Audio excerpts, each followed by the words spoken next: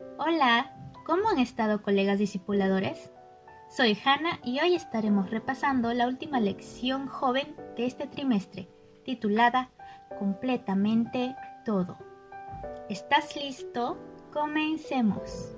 Bien, a lo largo de toda la lección de esta semana se resalta la palabra todo, mencionado por Cristo al dar a los discípulos la gran comisión. Veamos lo que quiere decir ese todo. Lo estuvimos analizando durante todas estas lecciones acerca del discipulado, y el resumen del mandato de la Gran Comisión es que para una iglesia saludable, todos los discípulos de Cristo deben ir siempre con todo el poder de Dios a todos los habitantes del mundo, enseñándoles todo lo que Cristo enseñó. Ahora, hay una sección de la lección que se llama Alcanzando a toda nación en contra de Babel. Es verdad que hoy vivimos en un mundo multicultural, y la iglesia primitiva hace 2000 años tenía una característica que era transcultural.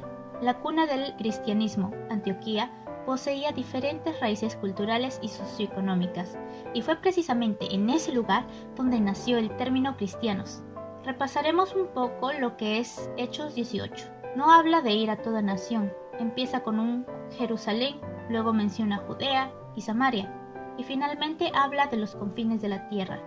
La acción en el libro de Hechos sigue esa trayectoria porque las actividades de la iglesia tienen un lugar en Jerusalén primeramente. Luego el Espíritu guía a la iglesia hacia Judea y hacia Samaria. Luego la iglesia se encamina a diferentes partes del planeta por ese sentido misionero que apareció debido a la persecución. Luego Lucas coloca 3 testimonios. Relacionémoslo con el ir a discipular a Jerusalén, Judea y Samaria. En Hechos 8 menciona las fuerzas de Felipe para llegar al eunuco etíope. Hechos 9 registra la conversión de Saulo. Y Hechos 10 habla del acercamiento de Pedro a Cornelio el gentil. Ahora regresemos mucho tiempo más atrás, cuando Noé fue elegido para que él y su familia vivan después de la destrucción de los humanos de la tierra. Génesis 10 habla de los descendientes de Noé, Jafet, Cam y Set. Y de estos 3 provienen todos los descendientes de la humanidad. Sin embargo, en el capítulo 11 se narra la historia de la Torre de Babel, que llevó a que Dios creara nuevos idiomas y dispersó así a los seres humanos por toda la tierra.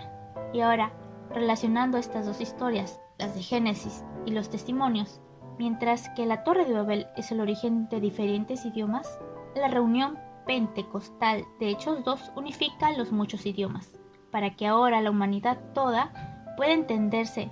Mientras que los hijos de Noé eran esparcidos por toda la tierra, la iglesia bajo la gran comisión de Cristo estaba en el proceso de traerlos de vuelta, porque el etíope era descendiente de Cam, Saulo era descendiente de Sem, y Cornelio de Italia era descendiente de Jafet.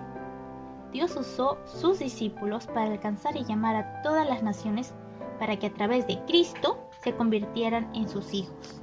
También debemos identificar los problemas en el proceso del discipulado para nuestra iglesia.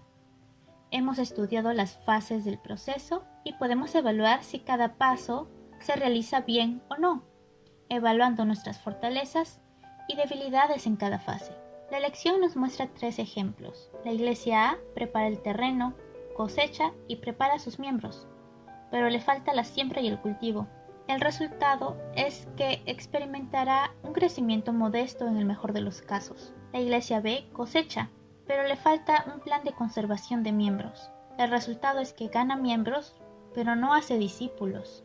La iglesia C siembran y conservan nuevos miembros, pero les falta preparar la tierra, el cultivo y la cosecha. El resultado es que no logran generar confianza y muy pocos interesados se convierten. Y ahora te toca a ti. Reúnanse con los miembros, evalúen y propongan planes de trabajo para ayudar a mejorar el discipulado en tu iglesia. Al final, un genuino rasgo de una iglesia saludable no es cuántas personas vienen a visitarla, sino cuántas son enviadas a ministrar. Seguimos con la palabra todo, y lo que la lección nos quiso decir en esta ocasión es que todo es la persona de Cristo. Para eso nos da muchos textos bíblicos que lo confirman. Pero el principal en el que se basa la lección es Colosenses 1, versículos del 9 al 20. Te invito en este momento a detener el podcast y darle una repasada al texto. Dicen que si lees 2 o más veces puedes darte cuenta de cosas que antes no notaste. Quiero compartir unos datos. Investigando un poco podemos entender la razón que tenía Pablo para escribir a la iglesia de Colosas.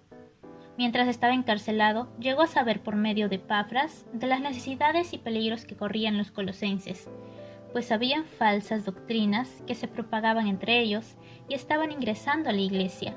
Los falsos maestros de Colosas enseñaban la existencia de seres angelicales dispuestos en órdenes diferentes, intermediarios entre Dios y el mundo.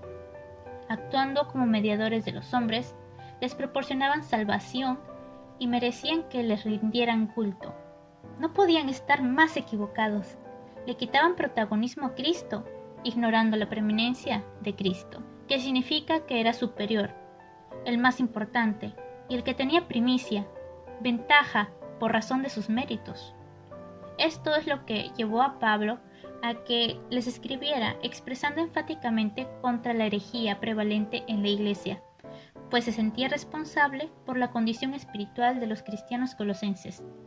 Por eso Pablo ora en la primera parte por el crecimiento de los colosenses en gracia y por el futuro progreso en conocimiento y buenas obras de la iglesia. En el versículo 11 describe el poder y la paciencia de Cristo, y al tocar términos que indican totalidad en luz, oscuridad, amor y pecado, resalta la totalidad de la salvación de Cristo. Luego prosigue con agradecimiento por las bendiciones de Dios, y del versículo 14 en adelante habla de la preeminencia de Cristo. Describe el verdadero Cristo, en quien tenemos redención por su sangre y perdón de los pecados. Y en el versículo 15 nos dice que vemos la imagen de Dios en Cristo, su primogénito, que estuvo antes de la creación de este mundo. Es reflejo de divinidad y representante de la humanidad. Y también quisiera resaltar el versículo 18, que dice: y Él es también la cabeza del cuerpo, que es la iglesia, y es el principio, el primogénito de entre los muertos, para que en todo tenga la preeminencia. Entonces, Jesús es la cabeza de la iglesia en la tierra, y la plenitud de la deidad del cielo. Mediante Él todas las cosas se solucionan en todos los aspectos posibles. Cristo es todo. Él es el primero en todas las cosas. Él hizo todas las cosas y resuelve todas las cosas. Esto nos hace recordar que Él es el alfa y el omega, el principio y el fin, como dice Apocalipsis 1:8. Y también cuando dijo en Juan 14:16, yo soy el camino, la verdad y la vida. Nadie viene al Padre si no es por mí. Entonces, Cristo es todo, absolutamente todo. Pablo, al escribir estos versos en Colosenses, hace que sus lectores tengan que quedarse sin palabras sí o sí. El texto es simplemente alabanza sin palabras. La lección del trimestre abarcó aspectos de nuestro caminar en el discipulado, tanto de la vida espiritual de nosotros como la vida de la iglesia, donde puede haber muchos problemas, pero al final de todo debemos inclinar la cabeza ante el primogénito de toda la creación y entregar nuestra vida a Él, para alcanzar la victoria en todas las cosas por medio de Él. Y aunque el resultado es que tendremos crecimiento en los programas del discipulado y cumplimiento del objetivo de evangelismo, la pregunta más importante aquí, en medio de todos los consejos aprendidos y practicados como discipuladores, es si nosotros hemos hecho de Jesucristo el Señor de todas las cosas. El aprendizaje es un proceso que debe ser completo. Hay teoría y hay práctica. Y como dice el espíritu de profecía, qué maravillosas lecciones aprenderemos como resultado de la constante dependencia en la eficacia de Jesucristo. Con Él no hay pierde y te promete la victoria. Cada uno, por medio de esta lección, hemos recibido una capacitación sobre el discipulado activo. Ha sido una bendición que Dios nos capacite por medio de ella, y ahora somos más que capaces de ayudar en esta labor, bajo la guía de nuestro Dios. Su plan de traer discípulos y convertirlos en pescadores de hombres se pondrá en marcha de una mejor manera. Dios te invita a ser parte de esta misión. ¿Y tú, qué estás esperando? Esta invitación no es solo para ti, sino también para los demás miembros de la iglesia. Así que si te gustó este material, compártelo con ellos. Les deseo más poder. Adiós, amigos.